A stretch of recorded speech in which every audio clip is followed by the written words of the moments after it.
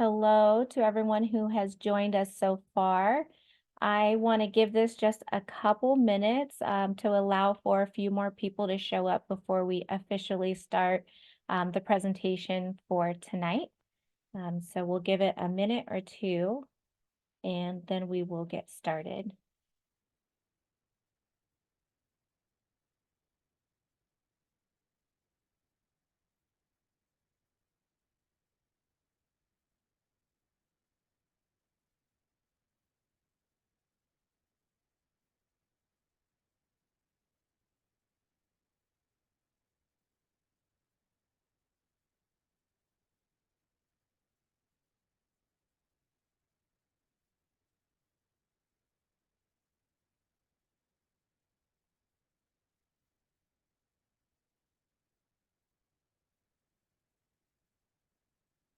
All right. Like we have just a few with us tonight. We might be a small, intimate group. I know it's a little bit difficult to get people together when it gets so close to the holidays, but I really appreciate you being here with us tonight. We are going to be presenting to you a bit of a recap over the last few weeks of trainings that we've had, and then we're going to get into an advocacy discussion and hopefully use the toolkit that was sent out in the email to you a day or two ago. That was a prep for this. So if you haven't been to a training with us before, welcome. We're going to do a quick recap, but in our resource pages that we have on our website, you'll be able to go into a deeper dive over legislation and budget. Tonight, like I said, we're just going to do a quick recap over it. Feel free to use the chat function to chat with each other in a Q&A if you have any questions, and we'll do our best to answer your questions live here so that we all have those answers. We have Heidi Kaiser with us tonight that's going to be co-presenting with me. And I'm going to go ahead and get us started with the presentation and allow people to join us as we continue. And I would encourage you to open up your toolkit document that I gave you. So we're going to use that towards the end. But my name is Justina Erpelding. I'm the advocacy organizer with Every Child California. I have been here for around 8.5 years, and I'm really excited to be running the ECE Voices program, which is what has allowed us to put on trainings like this. And I'm going to go ahead and pass it over to Heidi, who will take over now. Good evening. My name's Heidi Kaiser. I'm the Public Policy Officer for Child Action. We're the local resource and referral program and alternative payment program for Sacramento County. So my region is the Sacramento area. Great. So let's get stuck in with that brief review of the legislation. Sorry, catching up. No problem. Great. So I won't spend too much time going over things because, as Justina mentioned, you have both the recordings of this bill and legislation session, and there's a list of resources on the page. So just I'll take some points and just share them with you. So as far as a bill, this is a potential new law. The concept, the ideas of what to bring forth as a bill are often coming from people like yourselves, who are sharing with their assembly members or special interest groups or nonprofits, who understand that there is an issue and decide to advocate for that issue to be challenged, to be improved in some way. Then the legislature themselves draft the bill into bill form, and it's given a number and passed on. So next slide, Justina. Great. So people who are dealing with the bills are our local legislators. California legislature is made up of made up of senators and assembly members, and for you yourselves to find out who represents you, there's a link on the slide, which is also on the resource page that Justina shared in the chat. Next slide. So I think it's over to you now, Justina. Yes. Okay. So, what I wanted to do is share some resources with you, so that you have the ability to look up bill information instead of waiting for it to be provided to you. Although I never want you to feel like you have to do that on your own. The legislative grid is something that I send out every week during the legislative session. So you'll always have access to it. But I always feel like if you have the ability to go out there and look and not wait for some new information to come out, it always puts you in a better position to be able to advocate. So the first thing that I want to go over with you is the California Legislative Information page. I know we have covered this a little bit in the first couple trainings that we did, but I did want to show you live time what this is in case you're not familiar with this website. So I'm just going to share with you my screen here, so that you have a better understanding of what this looks like and how to use it. Let me just make this a little bit larger for you. So this here is some information that California has made available publicly for anyone who wants to look up bill information. This is where I go to actually build my ledge grid. So at the beginning of the legislative session, if I want to see every single bill that's been presented, I go to this. This is the first page you go to. I can just push go and it'll show me every bill that's out there, right? And I will go through every one of these just because I don't want to miss anything. But if you're going to go out there and look for, let's say you wanted to find a child care bill, you can do like the control F function for find and put child care. And you can see here that it's going to find anything that has childcare listed in the name of the bill and highlight it for you and take you directly to those bills. That's a really easy way to find a bill that can apply to your program. And then you can always click on it to read it and understand it a little bit more, and even track it and put it to a favorites file. So that's one way of looking for it. But another way is, let's say you had the ledge grid in front of you and you wanted to look up a specific bill and get more information. Let's put AB 596, which is one of our bills from last session. You could type it into the quick search. It pops it in the window for you, and you can have all the information you ever wanted to know about the bill.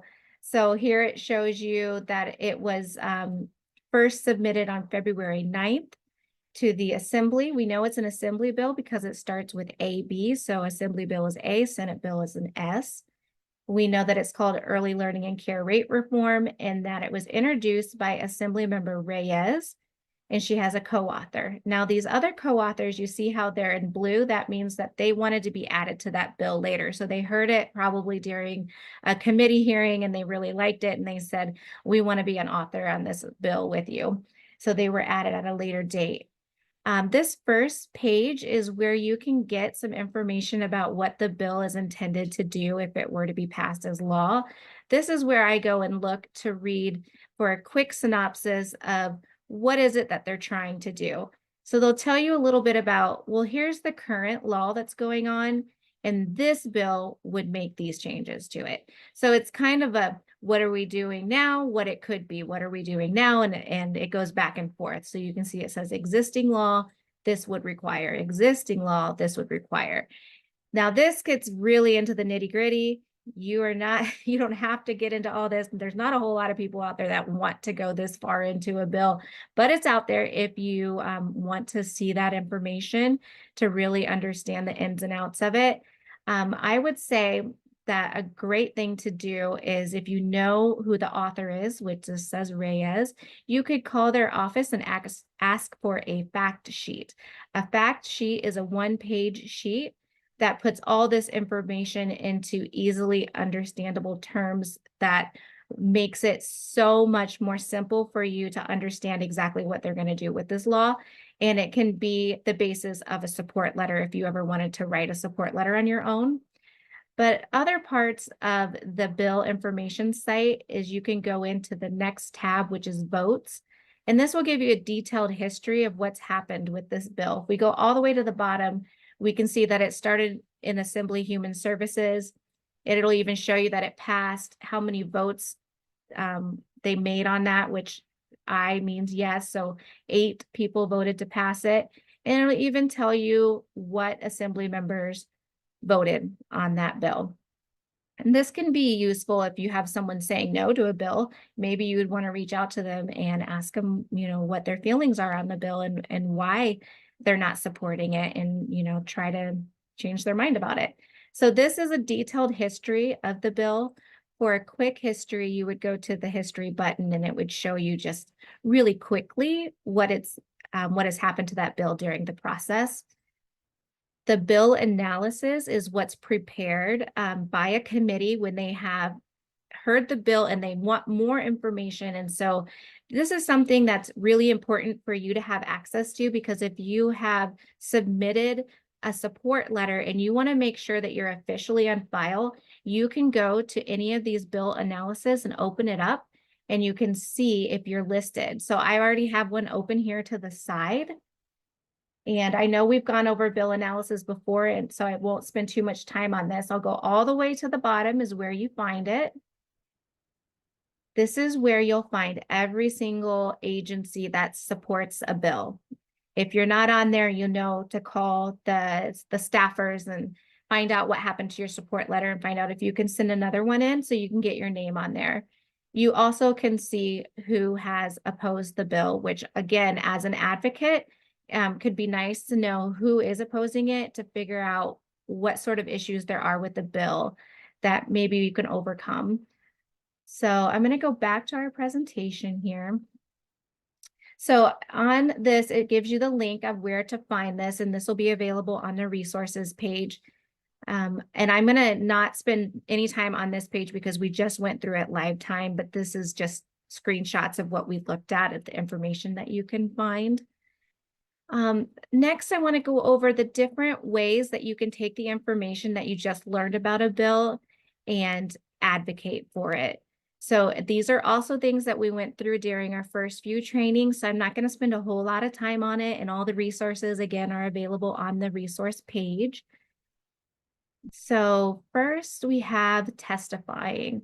So testifying is when you go to a hearing for a bill and you have been contacted by, let's say, an advocacy group like the ECE Coalition or ECE Voices, and they say, we want you to go to the hearing and officially testify.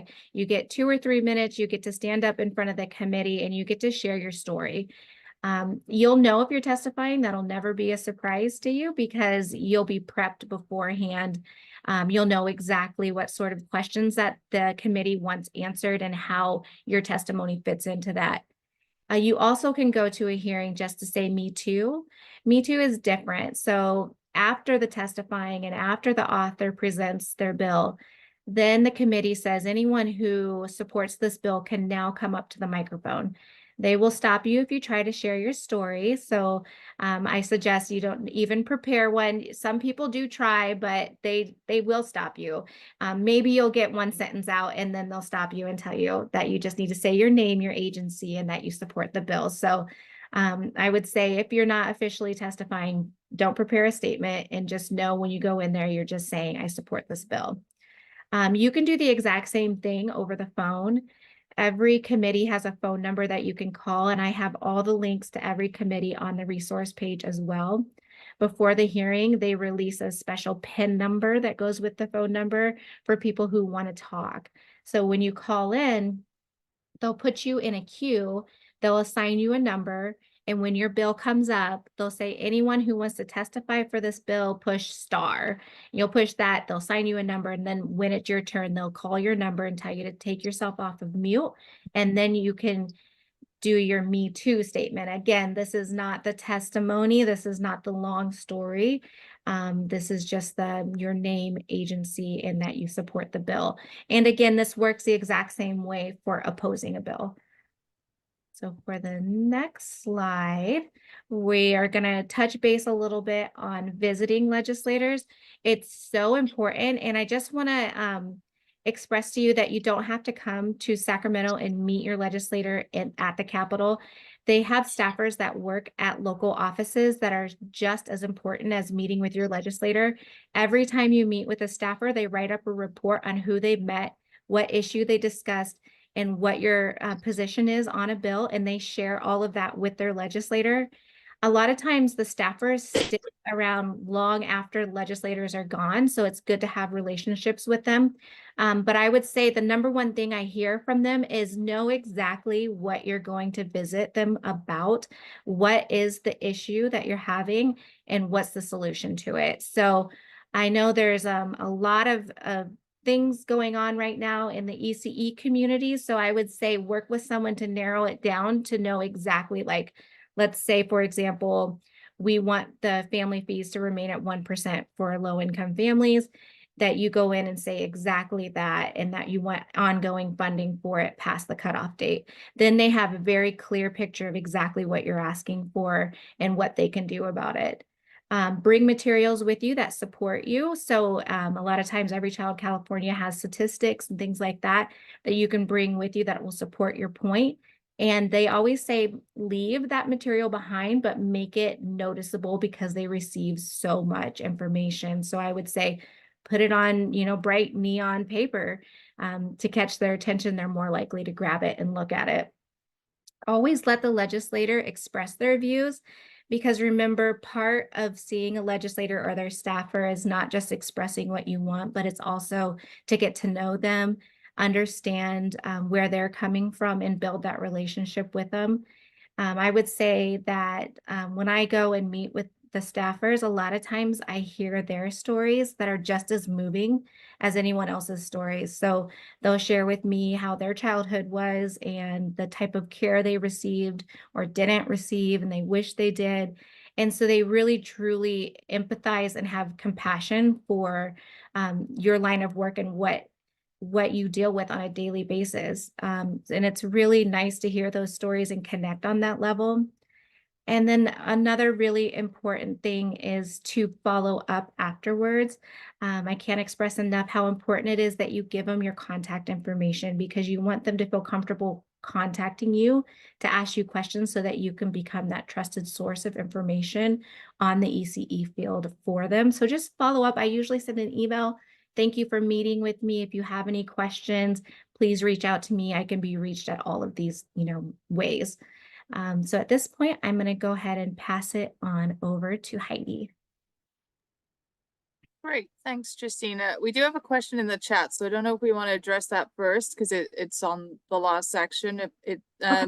Susan asks about can individuals write letters of support, not just agencies or groups, and where does the proof of those letters show? Yes, and I have a section coming up after this that is going to go into detail on support letters, and I'll walk you through live time what it looks like and who can turn those in. Okay. Great. So let's move on to a brief review of the budget. I know that was the last session that happened 2 weeks ago. So hopefully if you guys have been following along, it should be somewhat fresh in your memory. If not, you can always access the recordings and the resources on the resource page. Great. So I just highlight that this is just an overview of the budget process. Really, the big players are the governor, the speaker of the assembly, and the Senate president pro tempore. And a lot of the budget process really the getting ready for the budget happens in the last few months. So we're really getting close to that point where the governor is going to release his initial first proposal. So next slide, Justina.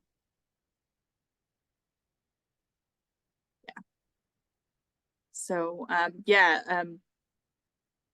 January is when he releases that initial proposal based on what he's heard from the different departments. So in our situation, it'd be California Department of Social Services will have given him the information so that he feels ready to be able to propose a budget for the year.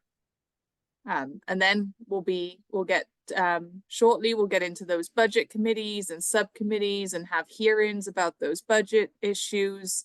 That'll be your opportunity to really have your say on whether you think his proposal really addresses the issues that you're seeing within your local agencies, your local facilities. Yeah, so that just gives you kind of like a brief timeline. And yeah, this next slide shows you those key dates. So by January 10th, that proposal will be out. It's usually like a brief summary, so it shouldn't be too much to look through. Then once we have all those hearings, once there's the public input, by May 14th, the governor releases his revised budget. That's based on the input from the legislature, input from yourselves. Usually there's some differences in what the budget looks like. He also has some indication based on tax returns on whether there's enough money to make the proposals that he's proposed. And I'm sure many of you are aware that the budget for this year isn't looking too hot.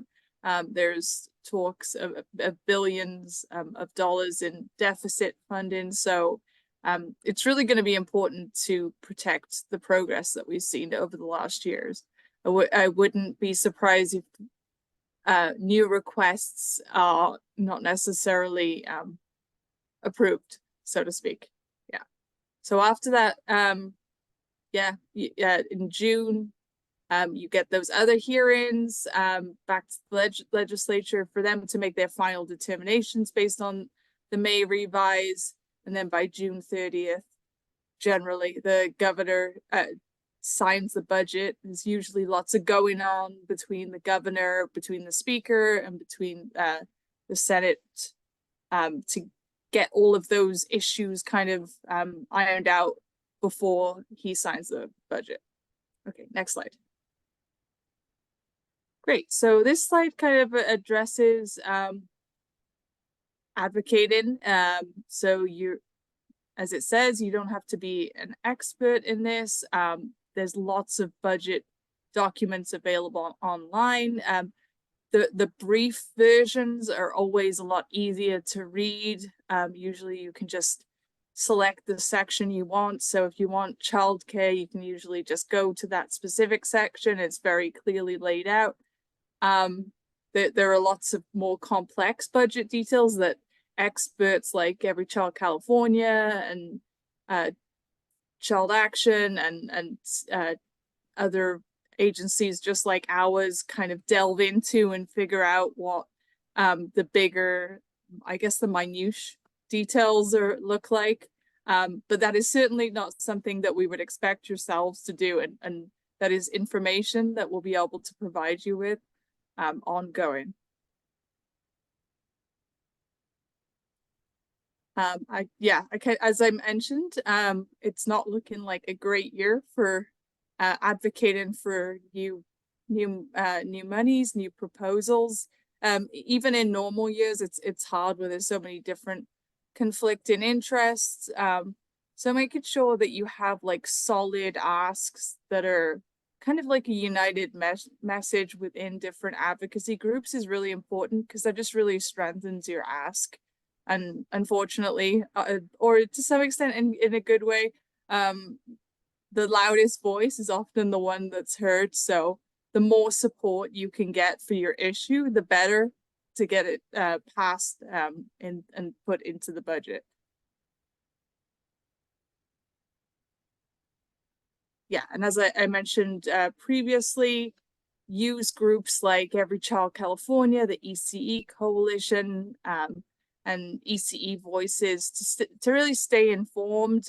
These groups will provide you that information that you need to be informed and to be able to have the message that you need to share with your local legislators. You're not going to be asked to create your whole new thing, but adding your personal perspective along with those expert pieces is so important and so valuable. And that's really what your legislators are looking for. So working together with those groups, working together with each other as well. It's helpful to brainstorm and to collaborate on these pieces and find out what happened in previous years, what previous budget requests look like. That's just helpful to, so you know what's gone on in the past, so that you can advocate for the continuation of those pieces, which I think will be particularly important this year. And this slide just kind of shows you what the budget subcommittees are. So in the Assembly, now Health and Human Services has been properly separated. So it'll be Assembly Sub 2 for us, which is the Human Services piece, Assembly Sub 3, Education, and then Senate Education and Health and Human Services too. Those are the ones that you really want to advocate with when you're looking for budget pieces, when you're looking for advocating for the bills, because if you have legislators who are members of those committees, they're the ones who really can lift up their voices and make a difference on those pieces. Next slide. Okay, so this is where I'm going to get into all of these support letters. I do want to add on a little bit to what Heidi was saying. I've been on lots of budget phone calls and trainings lately because it's on the front of everyone's mind right now, especially with these numbers coming out showing that we have such a large deficit. And I want to express to you what I've been hearing from those is continue to still ask for what you need. These are communities within California that still need the funds to go to. And even though there's a deficit, we're still sitting in a pretty good position in California. So I don't want you to feel defeated already as we're going into this budget session. They know that childcare is important. We've made these huge strides, and we're just asking them to continue funding past 2025 when these cut-offs are going to happen. So that we can continue to support our families. And I think we all have very good arguments of why it's important to continue funding these. As we know, for example, Every Child California sent out a survey to over 6,000 parents saying, what are you going to do if family fees come back? And 55% of them answered that they would need to remove their child from care or they would leave their job. So we know that has a huge impact on California financially if we have that many people leaving the workforce, right? So they understand that, and we just need to communicate it with them so that they can keep the funding coming for these types of programs. So now let's get into the position letter portal. So the position letter portal is fairly new. It's been around for a few years now, but you used to have to send in letters, like through the mail, and then you would have to email the staffers. But now they've created this portal that I'm pretty sure they all use at this point. And instead of showing you screenshots on here, again, I'm going to show you the screens and actually walk you through what this looks like. So that you have a better understanding of how to submit a support letter through this system. It's very easy once you get your account set up. And on our resource page, I have a link for this. And I also have the instructions. It's a PDF that shows you how to set up an account. So this is what the page looks like for the position letter portal. After you create a sign-in, you're able to get in. I'm going to show you my page. Hopefully. Let's try to get in there. Okay, so this is the back end. Only I can see this. So when you set up yours, this is what you would see on your end. And you can see here that it shows every support letter that I have sent in. I can click on it and look at the PDF document that I sent in if I need to. It tells me when I sent it in so that I have a way to track what I've done. If I can't remember if I've sent the letter in, I just log in and look here and see. It keeps track of your stance. So you can see all these are support letters and what the bill number is, and that I've sent them in on behalf of the organization Every Child California. And I'll show you more of the individual and other organizations here in a minute. And it also keeps track of where I sent it. So this letter went to appropriations and to the staff.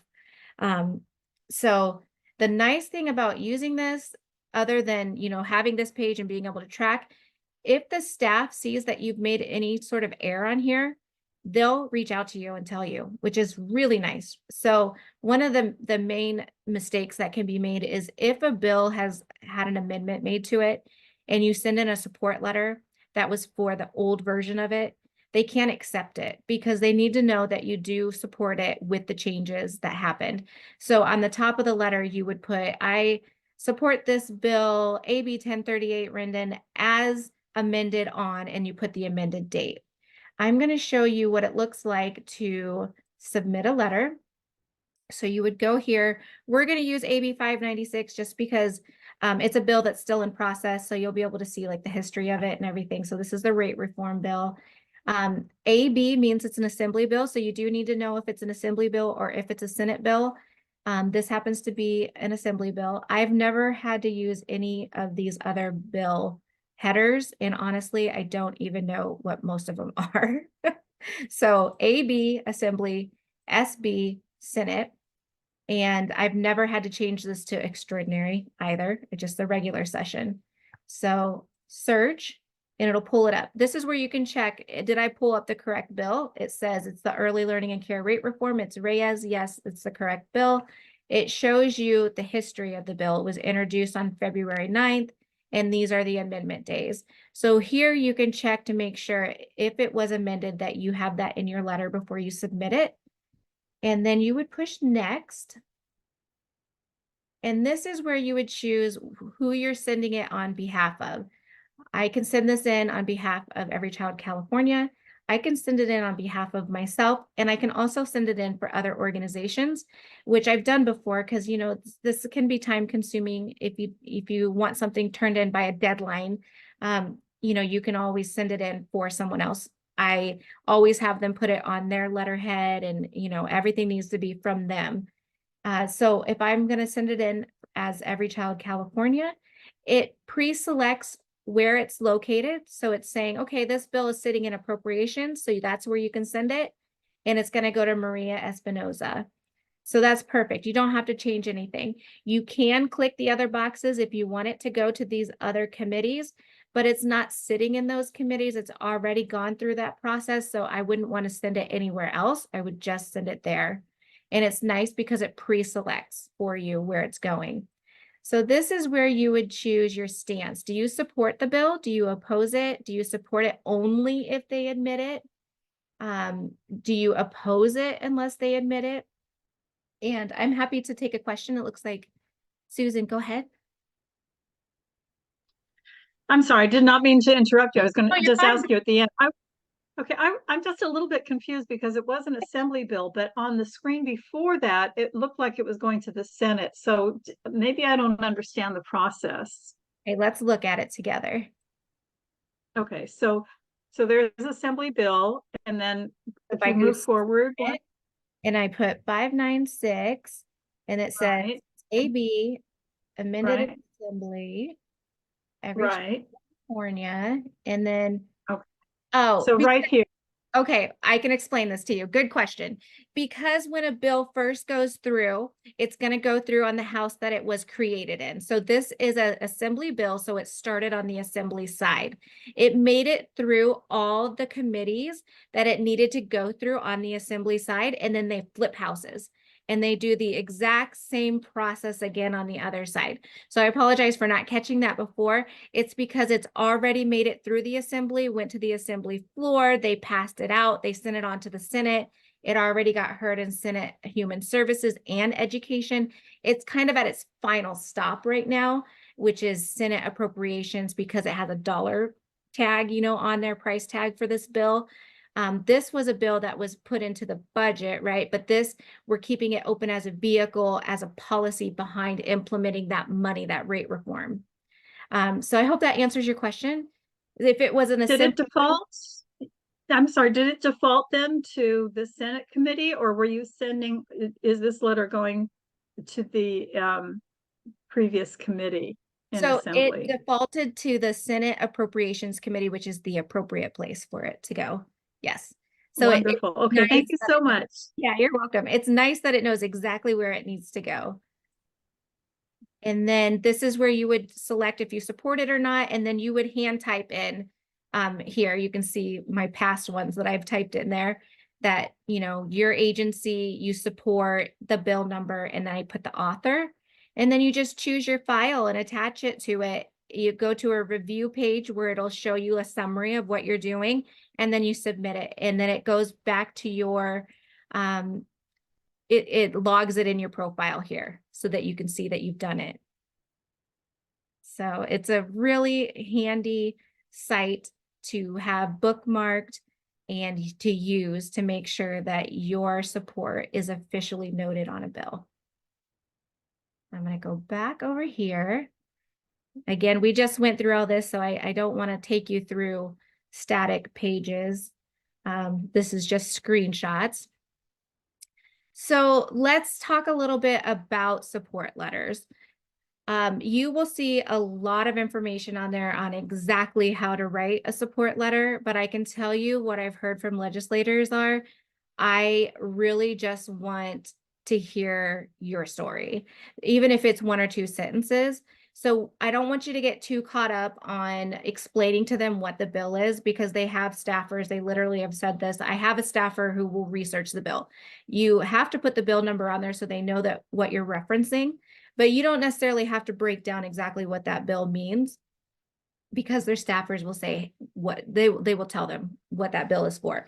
But what you should do is share with them why that bill is important. If it passed into law, why would it be helpful to you? What's the problem now, and what is it fixing?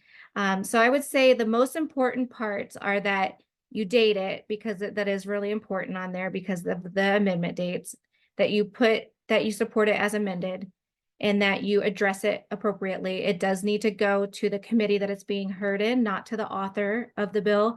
And those addresses and names are on the Senate and Assembly committee websites. And I have all those links on our resource page already, so that you guys can just click it and go there. You can bookmark it and have it.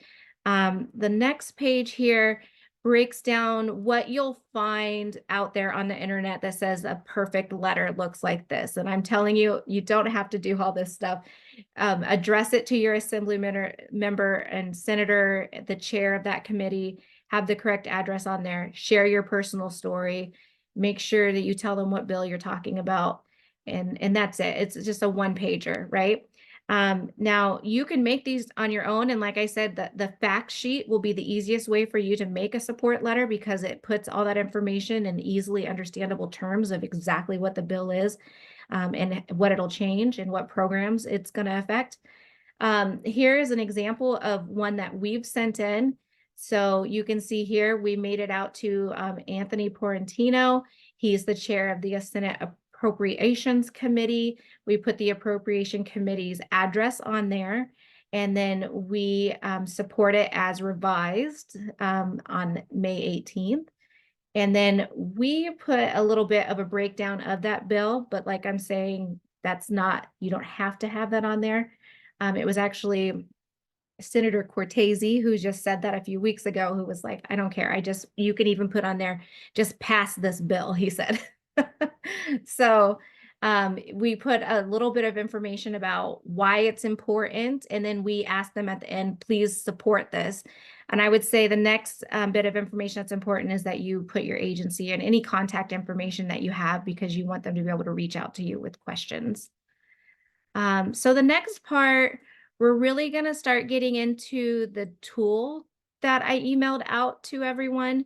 Does everyone have that handy where you can open it up and take a look at it while we're discussing an advocacy plan and advocacy priorities? You can like put your hand up, your little icon saying, yeah, I can show you what it looks like. Looks like this, and it was emailed to everyone. And maybe Jenny can put it in the chat. Looks like she may have already done that. So it's in the chat if you don't have it handy. But what we're going to talk about for the next few slides is creating an advocacy plan, so that when you are done with this advocacy training, because it's the last one for 2023, that you feel comfortable moving forward with doing some sort of advocacy action. And we'll help you plan that tonight. So the first thing that I want to go over with you, and Heidi and I can share with you, is some of the things that we have heard from assembly members and senators. And a lot of this was just heard over the last few weeks, where they say, like I just told you, send in support letters. Doesn't matter what you say. Just send it in. And I want to hear your personal story. And they want to know that that you are their constituent. That is so important. If you're reaching out to your representative because you live in their community and they represent you, that is incredibly important for you to say, I'm your constituent. They will pay way more attention to you if you live within their district. Some of them have said, I just look at the logos on the letters. And what I think about this is, if you're sending in this information and they're getting familiar with your logo and they know you're a constituent, then they put those two together. And when they don't know which way to vote on a bill, they recognize that you're a constituent and they'll vote your way. So I think that's what they mean by that. So, and then again, look at the bill analysis, look and see who the supporters are. One of the senators I talked to said, even if I have a friend that opposes the bill, if I have a constituent that's in the position of support, I will vote yes on that bill if I don't know which way to vote. When you call the office, like I said earlier, the staffer writes up a summary and the legislator reviews it. So she said that it's like visiting with her when you visit with the staff. They love the facts and they also want the stories. And then Heidi, do you have anything that you've heard from legislators that you think they'd find useful?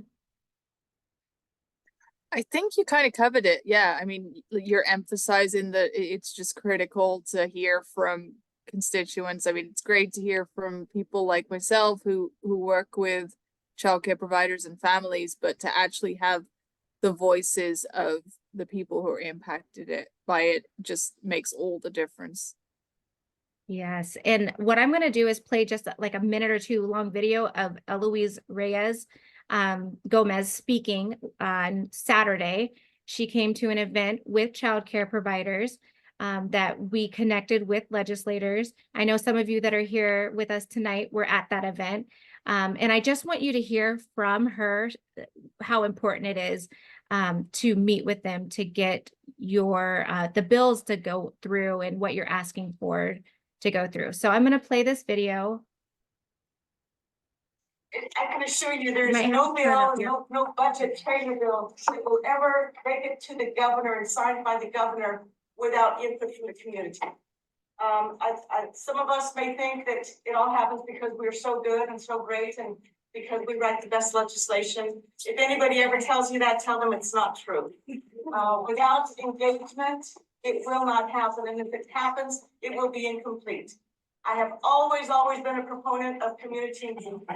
If we try to pass legislation or if we try to tell you what's best for you without including you, we're making a terrible mistake. And it's very important that you recognize how important your role is. And here's Prince Benedicte. You'll be hearing more from Prince as time goes by. Your input to me directly is very important. And when I say to me directly, oftentimes it's through the staff. My staff, I rely on completely. So if any of you feel that, oh, I'm just talking to the staff. No, you're talking to me when you're talking to my staff. When you present something to my staff, it's as if you're presenting it to me. We have weekly meetings, oftentimes more than once a week, to talk about issues that have come into the office. My staff here in San Bernardino, of course, has complete access to my staff in Sacramento, as do my colleagues. It's the same thing. It's when you're talking to the staff here locally, they are in constant contact with the staff in Sacramento, especially that has to do with legislation, whether it's legislation that I am introducing as your representative or legislation that I will be voting on as a legislator from the Inland Empire. Your voice is extremely important. Okay. So I just wanted you to hear that directly from an assembly member, because her message is not unique to what they all feel. All of your representatives feel this way. They do want to hear from you. So let's now move on to what the goals of advocacy are. Obviously, we want to facilitate change by influencing the policymakers. We want to create solutions to problems that we're having in our community. And we want to create awareness of what that issue is that needs to be changed, which means you want your community members to be aware of it so that, like Heidi said earlier, you want to have a loud voice to be heard. And you want to express your views and your thoughts and your feelings. And we have representatives that are saying, this is what we want from you. And so effective advocacy includes having a solid and clear understanding of your core values and having a strong mission statement. So that's where this advocacy tool really comes into play, where you can start, writing down your thoughts. This is what's happening at my agency, and this is how it's affecting me and my employees and my families that I work with. And once you start working that out, you start getting to like a main point. And that main point is what you want to bring to them. So we kind of want to work out all the extra information before we get there so that we can remain on a single point for them. And then you want to use the relationships that you have, and you want to build the relationships with policymakers. And what I mean is, when you have these relationships with others within the ECE field, come together and use it, like ECE Voices, ECE Coalition, all of these advocacy groups. Let's come together and let us help facilitate the relationship building with your representatives. We have lots of events that happen on a community level that you can come to for free and start these relationships so that you can have this good open communication with your representatives, to start expressing your stories to them and start coming up with a solution together on what to do about it. And then I put on here, be loud, but be respectful, because these representatives and their staffers are human, just like us. Like, it's hard to be yelled at. And I know we've all been at these meetings where, we're all super passionate about this. And sometimes it can come across rather harshly, and it shuts down the communication so quickly when someone has their feelings hurt, or, they don't feel like they're being respected. So I always say, be loud in numbers instead of being, physically loud in someone's face. So, Heidi, do you have anything to add to the goals and the effective advocacy? I just think as far as the effective advocacy, last year is just a great example where our field, where ECE Coalition, Every Child California, and all of the other partners in our field stood with united vision and united voice on the increase in the reimbursement rate and the parent P piece, and we were successful on those pieces. And I think having that mutual united goal made all the difference. And I mean, having the money in the budget helped too. I mean, I'm sure that made a lot of difference too, but it just shows how powerful and how impactful it can be when you have a field that's so united on things, because we understand what was so critical for the field. Yes, definitely. And then this is where I would like you to participate, if you don't mind, like coming off mute and sharing with us what your advocacy priorities are. I put some ideas on there just to get like the creative juices flowing, that we want continued funding for family fees set at 1%. At or below 75% SMI to continue, right? Because there's a cutoff date for that. That's not a continuous funding. And you can read, there's some other ones, but I'd love to hear from you guys. Susan, did you want to share any priorities that you have to advocate for? I think training for staff on children with special needs, but also professional development. And I mean, I am a trainer, so I guess additional funding for staff education, professional development, and materials to implement training. I think that's kind of my wheelhouse. But I have to say that I've got like a huge project, swan song project, that I'd like to do in my lifetime, and perhaps you and I can have a discussion. I just became a first 5 commissioner for Santa Barbara County, and I don't represent them yet, but would love to pick your brain about perhaps the best way to start building that vision and mission. I would love to, and the lead advocate in that area is Christian Patterson, which would be a wonderful person for you to connect with as well. So I'll reach out to you offline for that. Gloria. I know him well. I can do that. Okay, perfect. I was just going to say if Gloria or Jasmine, Daisy, anyone that wants to add what your advocacy priorities are coming up this next legislative session. If not, that's okay. No pressure, but I want to give everyone a chance.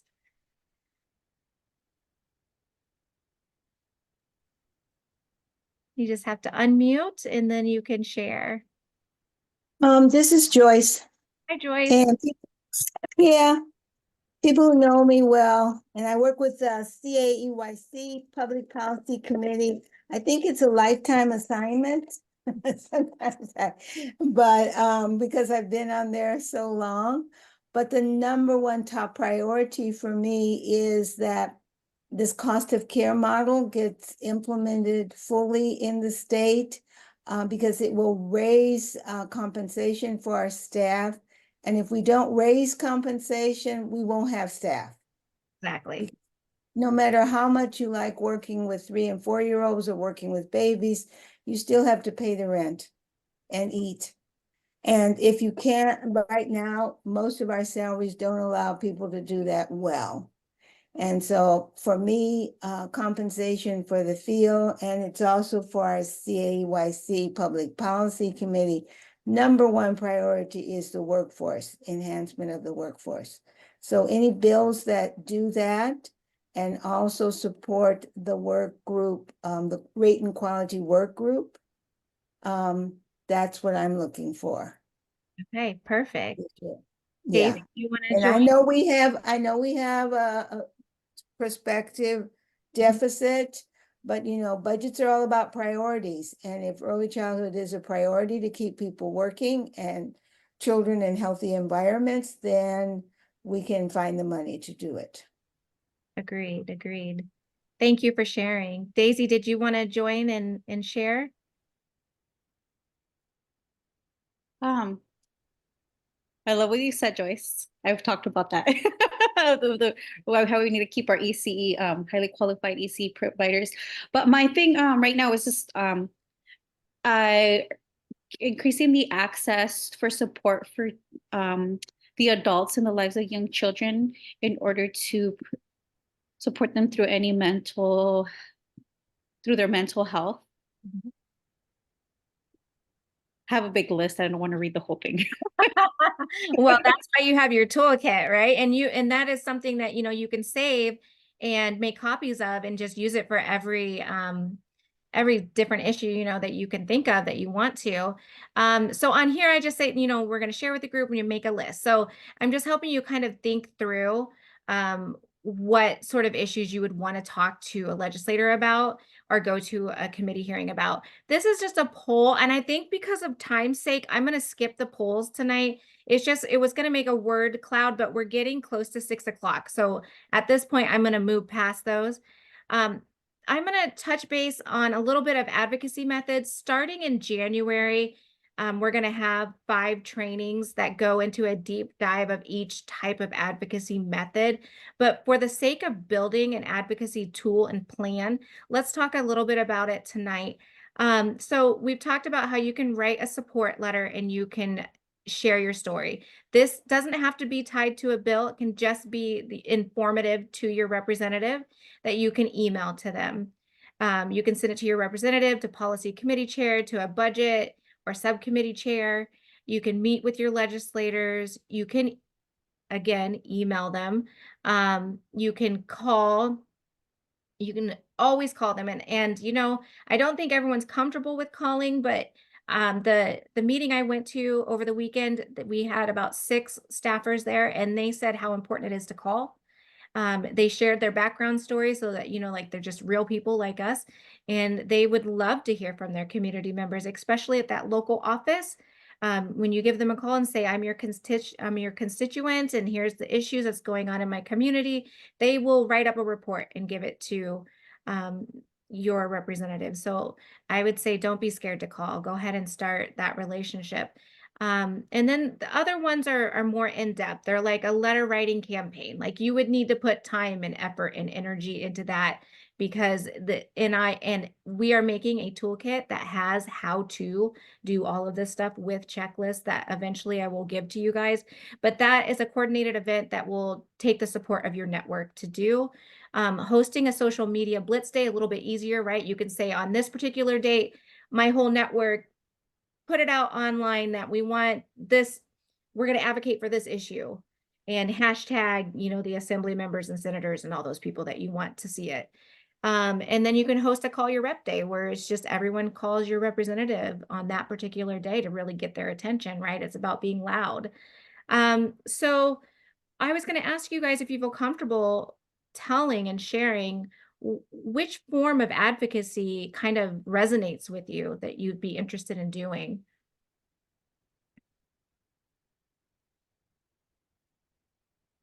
So writing a letter, calling, going to a hearing to testify.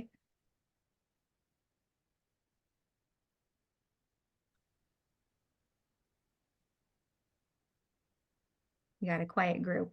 I'll just share with you, I spent a lot of time writing, and you saw my portal. I write a lot of support letters. Heidi and I spend a lot of time over at the Capitol at hearings doing the Me Too. I've only had to testify once. I think Heidi has probably had to do it quite a few times. But generally what we do is we will contact a child care provider in the field and have you do it, right? Because we're the advocates, but you have the stories, actual stories from hands-on experience. So that's what we do. Yes. I'd like to say that I don't know what I don't know. And so honestly, I've never been at a hearing. I've never watched it. And I imagine that they are available online to watch. If that's the case, I'd love to have the links so I could start watching. Yeah. So you're going to have a link to the resource page, and that it's going to have trainings on all of that, where we have all that information out there for you, so you can watch it. Anytime you're, have that time to set aside to look at through the slides or watch the presentation. Also, you can all reach out directly to me, and I am in Sacramento next to the Capitol. I will go with you. Even if it's just to sit at a hearing, I will go with you. I think what I was trying to say, and I know we're short of time, is are the hearings available to watch They are. real time? They are available to watch real time. And that's how you can call in to testify at one, is you just kind of put yourself on mute and have your earbud in and you watch it. And when your bill comes up, that's when you take yourself off and testify. So yes, and they archive them too, so you can watch old ones. And you can see just by my questions that this is all very new to me, and I'm not shy at all. I would just want to be sure that my energies are being put in the right place. So I really appreciate your question about not only comfort, but the tools of how to do it. So thank you so much. I found this very, very interesting. Oh, good. I'm glad. And we all started where you're at. When I started at Every Child 8.5 years ago, I had never gone to a hearing either. And so I just went and sat in one. I was, nervous just to go in because, you have like your sergeant at arms standing in there. It's very serious and all sorts of stuff. So you really do just need that experience first to see what it's like. And then as you experience it, the mystery gets taken away, right? And then it becomes more comfortable. So I'm going to go through these last couple slides so that I can get you guys started with your evening, but I'm seeing here, let's just put it all together, and you can do this with the worksheet that we gave you, where you can write down what your advocacy priorities are. And you guys really expressed them very well and very succinctly already, without having to do the whole, like work through all your feelings. And then coming up with your mission statement and writing down your advocacy plan. Like, what am I comfortable with? Maybe I'm not quite comfortable with a call yet, but I'll send an email to them. And being realistic about how much time you have to advocate. So if you're like, I want to do a letter writing campaign, but I have 1 hour, then maybe you have to switch that up a little bit. And there's not one thing that's better than another. Doing anything at all is going to make a difference.